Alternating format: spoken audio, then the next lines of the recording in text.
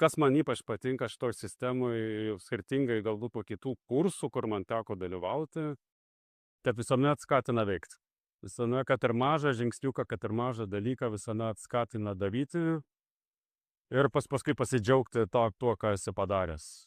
Matai, kaip jie sprendžia, ką jie pasiekia, tai ir motyvuoja gal kitų pasiekimai, kurie atsistoja, pasako, tą ir tą padariau ir tas veikia, ir aš galiu, reiškia.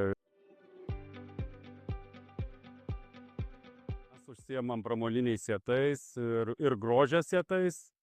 Šiaip prie mūsų sietų visi netiesiogiai yra prisiliečia. Jeigu jūs važiuojate asfaltu, tai žinokit, kad kiekvienas akmenukas yra praviręs pro mūsų sietus. Mes dirbam su visais karjerai iš Lietuvoj. Dirbam apskritai su pramonė, tiek su maistininkais, su trašininkais. Kiekvieną kartą skirtingai, iš tikrųjų. Aš dabar trečiose planavimo dirbtuvėse esu jau visai kitaip pasiruošęs.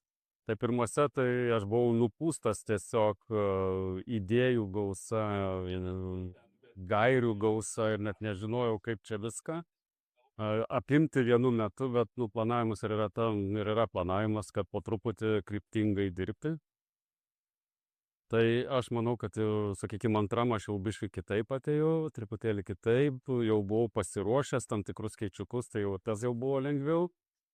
O dabar aš vėl kitaip ateinu, jau nebėra to blaškymosi, bet tas darbas su visa sistema apskritai tave pastato į tam tikrus bėgius, kur tu nesiblaškai ir kryptingai po truputuką dirbi.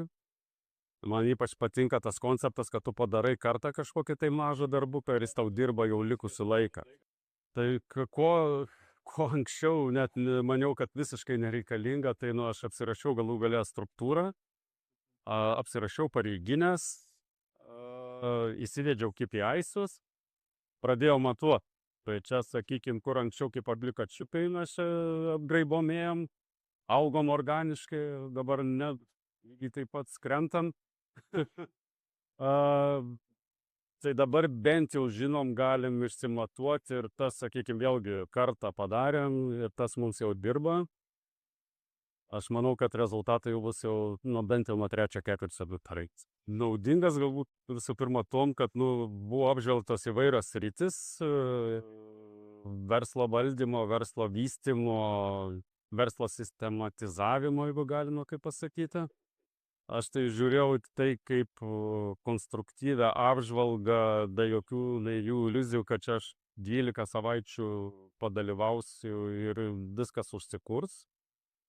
Tai dėl to ir likau toj sistemoj, nesuprantu, kiek dar reikia daug namų darbų padaryti.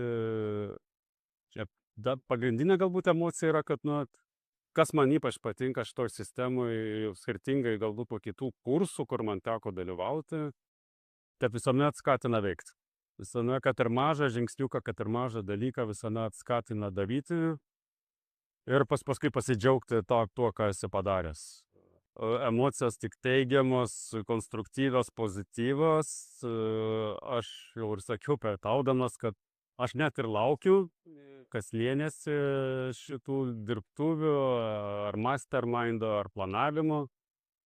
Ir tikrai ir tas palaikymas ir pamatymas, kad mes visi čia sprendžiam vienaip ar kitaip tos pačias problemas, ir biškį užbodžia ir net ir paskatina galų gale daug idėjų naujų pasėlyti. Matai, kaip jie sprendžia, ką jie pasiekia, tai ir motyvuoja galų gale kitų pasiekimai, kurie atsistoja, pasako, tą ir tą padariau ir tas veikia, ir aš galiu, reiškia, didžiausia man nauda tai susisteminis. Iš principo apžvalga, ką padaręs, nes kartais darai ir tu pamiršti pašvęs, ką esu padaręs, o pasižiūri, kad per tą ketvirtį ir tą padariau, o žiūrėk, ir dar tą padariau, prisimeni. Ir kai galų gale tas dalyvavimas nuolatinis sukuria tam tikrą įgūdį, sakykime, ir pasiruošimui, ir galų gale tą įgūdį pritaikai savo verslo vystyme.